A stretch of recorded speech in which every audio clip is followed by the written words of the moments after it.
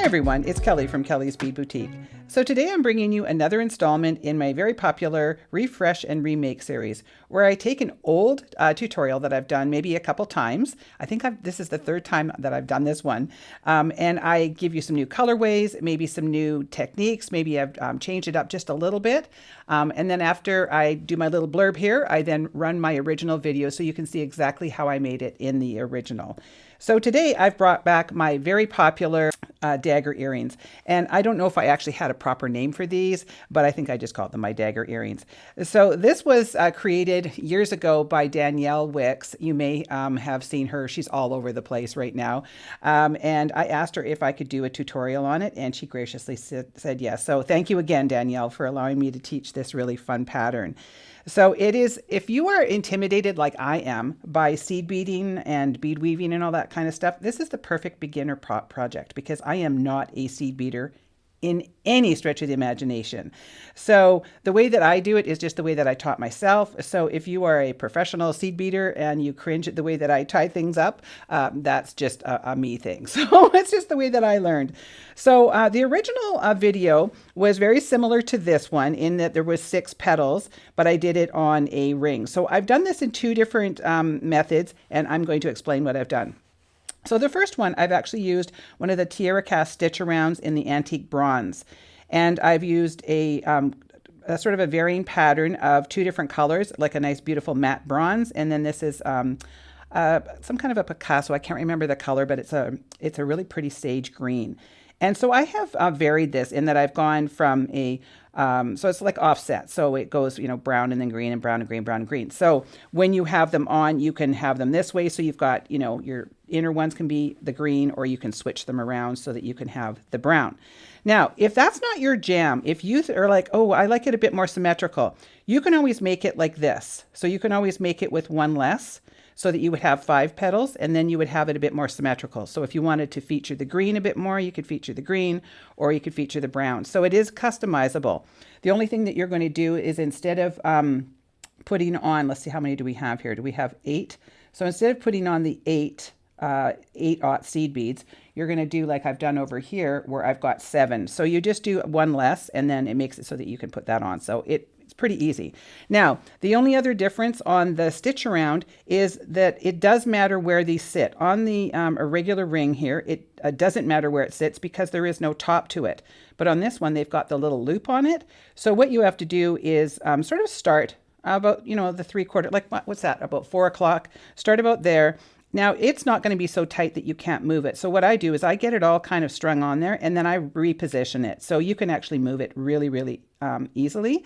But you want to make sure that you do center it so that it is kind of centered underneath the middle of that piece. So super easy. So we have that one. And then, of course, we have my favorite because I love this color combination. So this is a gorgeous Czech Glass Dagger that I picked up on my trip to the Czech Republic. And it's a beautiful aqua blue vitriol with some dots on it. And I've mixed it up with another sort of iris 8/aught and then a really muted sort of gold galvanized 11. And then I've used the antique silver, and I think that really looks kind of sharp together. And on this one, unlike the original where I had 6, I just put 5 on them because I wanted something just a little different. So this one's got 5, this one's got 6, but again, you can make this customizable to 5. This one only will come with enough to put 5 petals on each. So I hope you love the new colorways. They are available in kit form. You just go down to the link underneath the video. There's a description box, and it will take you directly to my website. And these are both available right away as soon as you watch the video. So if you did like this video, please make sure to give me a thumbs up. I appreciate everybody that comes back and watches when I put out a new video. And make sure that you subscribe. Thanks so much for watching, and I'm going to run the original video now. Okay, so let's get started. So today, to make this pair of earrings, I'm going to be using some Fireline, and I have the crystal in the 6 pound, and I'm going to be using about 2 feet or so. I also have a size 10 pony beading needle. You can use whatever kind of beading needles you're comfortable with. This is the kind that I like. I also have an ear wire and one of the hammer tone tiara cast rings. I'm also using some daggers, and I will make sure to put the size below because I'm not exactly sure what size that is. I've got some size 11 Miyuki seed beads and some size 8 Miyuki seed beads. I also have a pair of cutters and a pair of pliers. So let's get started. So now the hardest part of this whole project for me is getting this needle threaded. So I like to just take my pliers and kind of smush down the ends, smush being a technical term, and I want to flatten that out, and then that makes it just a little bit easier to get through your needle. Okay, so I had to go off camera to try and get closer because with these glasses I can't see a darn thing. So now I've got that through, and I'm just going to pull out some of the fire line. Now I should give you a warning that I am not a seed beater. I am self-taught when it comes to seed beating, and I kind of just do my own thing. But one of the things I have been told is to not bring out too much of a tail because it'll just wrap its way around there. So if you are a seed beater and I'm doing something wrong, I apologize. I just kind of figure things out as I go along. So if you know a different way of doing this, then feel free. So I'm going to just run my fire line through the ring, and I'm going to leave about 3 or 4 inches. Get that out of the way there. And then I'm just going to wrap. I'm just going to do like a little knot here. That's what I'm going to do. There we go. I've got a knot, and then now I'm going to do a surgeon's knot. So I'm going to go through once and then bring it back through again. So I've got twice, and then give it a nice pull. So you don't want to cut this off the end. You're just going to leave that dangle off the side. Okay, so what I'm going to be doing here today is called the brick stitch. So the first thing I'm going to do is pick up 2 of my 8s and let them drop down on top of the little ring there. Okay, so I've got them like that. So now I'm going to come through the back side of my ring, and then I'm going to be going through just the top one there like that. So I come through the top, and then I sort of flip it up like that. And I know I'm covering it with my fingers, but if I don't, then they tend to bounce all over the place. So now you can see that they're sort of seated on top of that ring, but this one's a little goofy looking. So I have to then take my needle and come back through that one. So I'm going down, and then I'm going to come back up through this one. And then when I give that a nice pull, it'll seat themselves up on top there. So I'm going to do that a total of 8 times. So I'm going to take my next one and drop it down on top there. And I find that if I drop it up there, that's the easiest way for me to remember which direction I'm going to be going in. So now I'm going to come through the back side, and then I'm going to go through the top of just that single one that I just added. So come through the top, and then it sort of flips over, and then pull this through. Now you can see when I'm pulling that down, it just seats itself in there. And then I'm going to come in and give it a little pull and get that nice and taut. And grab another one. And I do find it easier if I actually go through this step of putting it on the top there like that. I'll come in through the top, and then it flips it over. And then you can see, there, we pull it down. So these are nice little iris beads, so they kind of are different colors, which I quite like. It goes nicely with our daggers. So seat that on top there, come through the back. Always remember to come through the back so that it wraps it around the ring. And then give that a little pull. So you can see I've already got 5 on there. These earrings just take no time at all, and I do find them a little addictive. I made a pair, and then I was like, oh, I love these. These are really, really fun. Now again, I am not a seed beater. I don't know that I was actually given enough patience to seed beat. I do like to play around with it myself, just making my own things, but I'm not really much for teaching it. I do have a girl in the store who likes to teach them, but I don't know. I just find it's hard to teach bead weaving, but this is a simple one. So I have 1, 2, 3, 4, 7. So I'm going to do my final one. So seat that on the top,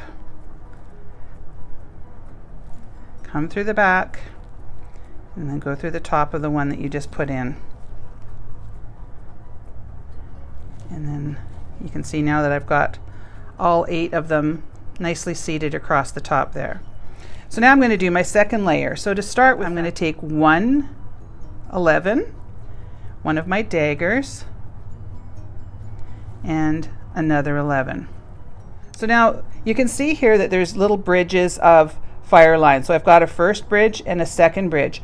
I want to come to the second bridge, not the first one. So I'm going to come behind on the second bridge there. And you can see how that just seats itself nicely in there. So now what I want to do is come back up through this size 11. So you want to make sure that you're not going back through that bridge. You want to stay on this side of the bridge so that when I go up through the 11, it won't pop off. So that just kind of helps seat it nice. So when I pull this down, you can see how that will just sort of seat itself in there. So now I'm going to just take my next dagger. I don't need a seed bead on this side because there's already one right there.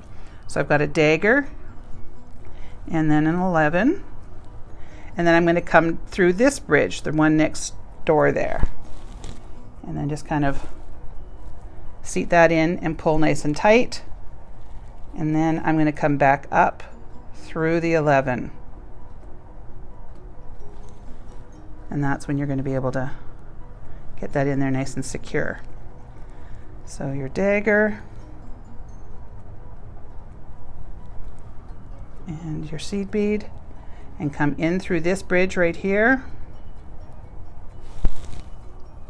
and then back up through that first 11 here that we've got, or I guess it's actually the last 11. Come up through there.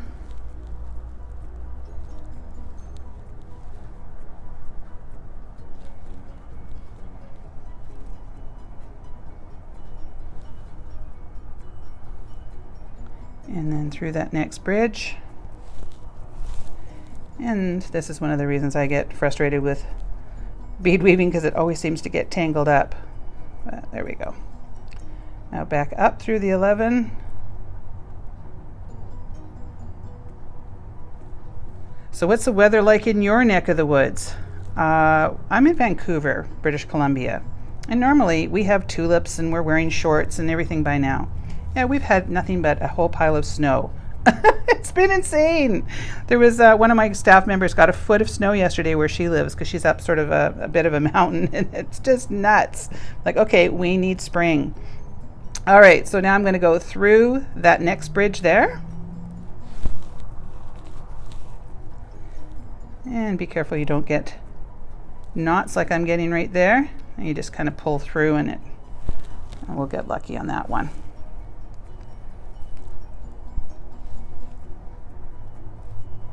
Okay, so seat that in there. And I'm going to come back up through the 11.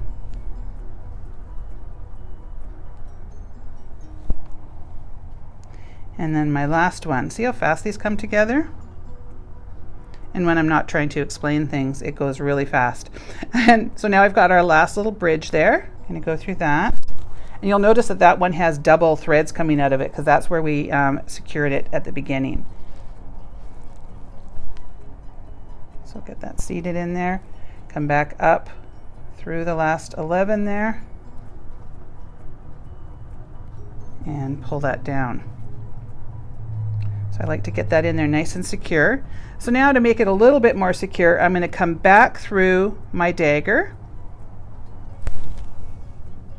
I'm going to go back down through my 11 that's next to that dagger there. And then I'm going to go back down through my second to last 8. Now I'm just going to take the needle off, and I'm just going to tie a knot there.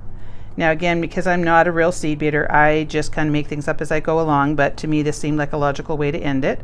So I'm going to just take my first knot and tie it nice and tight there, and you won't even be able to see these because they kind of hide underneath everything. So I'm going to tie that nice and tight, and then I'm going to do a surgeon's knot. So I'm going to go through once and then twice,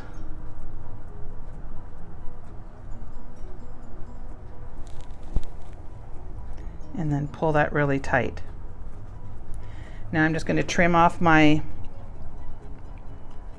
ends there.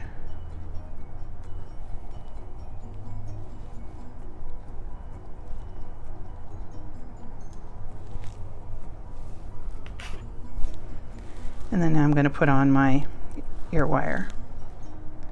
So I'm just going to open that up, attach that, and close that up. So I'm going to show you a few more pairs that I've made here. All right, so there you go. There we've got our completed pair. I love these earrings, and I want to thank Danielle Wicks again for letting me teach her tutorial. I was just kind of scrolling through Instagram, and I saw these, and I asked her if I could teach them, and she said yes. And I thought that was really gracious of her, because not very many people let you do that. So if you enjoyed this video, please make sure to give me a like. Please subscribe to my channel, and make sure to leave me a comment. Tell me where you get your inspiration from. I get mine from all over the place, but I'd love to hear where you get yours from. So I want to thank you very much for watching, and we'll see you on the next one.